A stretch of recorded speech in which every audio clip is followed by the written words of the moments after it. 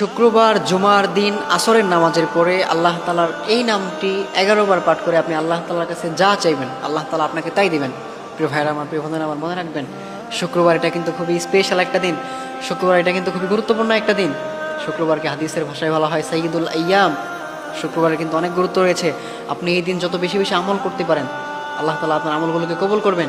আপনি যদি এই দিন বেশি বেশি আমল করে আপনি আল্লাহ তাআলার কাছে চাইতে পারেন, আল্লাহ তাআলা আপনার সেই চাওয়া পাওয়াগুলো পূরণ করে দিবেন। এই জন্য অবশ্যই প্রিয় ভাইয়েরা আমার, আমরা শুক্রবার জুমার দিন আসরের নামাজের পরে আমরা অবশ্যই আল্লাহ তাআলার এই নামটি 11 বার পাঠ করব। সেই নামটি হচ্ছে ইয়া হাইয়ু ইয়া কাইয়ুম, ইয়া হাইয়ু ইয়া কাইয়ুম, ইয়া হাইয়ু ইয়া কাইয়ুম। আমরা আল্লাহ তাআলার এই স্পেশাল নামটি, এই ইসমে আজম নামটি আমরা শুক্রবার জুমার দিন আসরের নামাজের পরে আমরা আল্লাহ তাআলার কাছে চাইব। অবশ্যই মনে রাখতে হবে আসরের নামাজের পরে, মাগরিবের নামাজের আগে, বা আসরের নামাজটা শেষ করে, ফরজ নামাজটা শেষ করে আপনি মসজিদে বসে থাকবেন। মানে আসরের নামাজের পরে মাগরিবের নামাজের আগ মুহূর্তে, এই সময়টা কিন্তু দোয়া কবুলের সময়। ওই সময় যদি আপনি আল্লাহ তাআলার এই নামটি 11 বার পরে আল্লাহ তাআলার কাছে চাইতে পারেন, আল্লাহ তাআলা আপনার চাওয়া পাওয়াগুলো পূরণ করে দিবেন। আল্লাহ তাআলা আপনার সমস্যাগুলো দূর করে দিবেন। আমাদের মধ্যে অনেকেই আছেন অনেক ডিপ্রেশনে আছেন, অনেকেই আছেন অনেক হতাশার মধ্যে আছেন।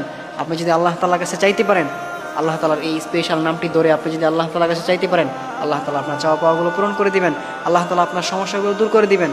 এই জন্য প্রিয় ভাইয়েরা আমার, অবশ্যই আমরা শুক্রবার জুমার দিন আসরের নামাজের পরে আমরা আসরের যে ফরজ নামাজটা আছে ওটা আদায় করে এরপর আমরা মসজিদে বসে একটু জিকির আজগার করব, একটু তাসবিহ তাহলিল করব।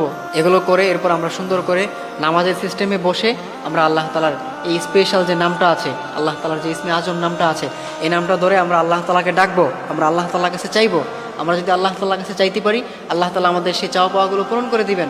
আল্লাহ তাআলা আমাদের যে মনের আশাগুলো আছে, আমাদের যে স্বপ্নগুলো আছে, সেগুলো আল্লাহ তাআলা পূরণ করে দিবেন। এই জন্য অবশ্যই আর একটা কথা অবশ্যই মনে রাখবেন, আপনি যখনই দোয়া করেন আপনি দোয়ার আগ দিয়ে অবশ্যই দুরূদ পাঠ করবেন।